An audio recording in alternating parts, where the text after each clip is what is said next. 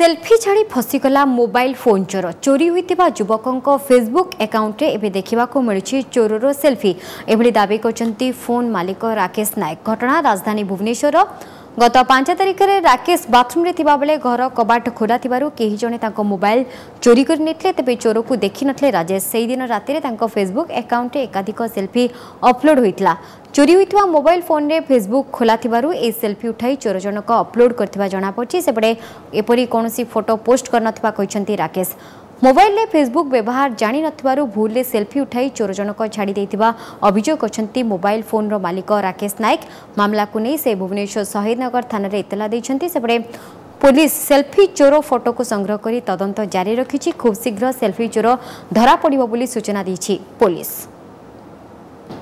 Actually से कौन कर फेसबुक पोस्ट रे फेसबुक आईडी रे तार गोटे फोटोटे पोस्ट कर दीची जो फोटोटा कि अपलोड हो जाए डिलीट होनी तो से फोटोटा को डाउनलोड कर देख लीजिए एक्चुअली जो पिला नहीं तार ही फोटोटा कारण मो फेसबुक आईडी आ कहीं भी जानी ना ना पासवर्ड केवल मुझे जानी ना मो फोन ही ओपन होगी अच्छी तो आइदर फोन से फोटोटा अपलोड कर न तो मुझे तो करनी ना निश्चित भाव में गोटे सेल्फी चोर कारण सेल्फी निशारे फोन टी से चोरी करके नहीं सेल्फी उठे निजे ही भूल करी।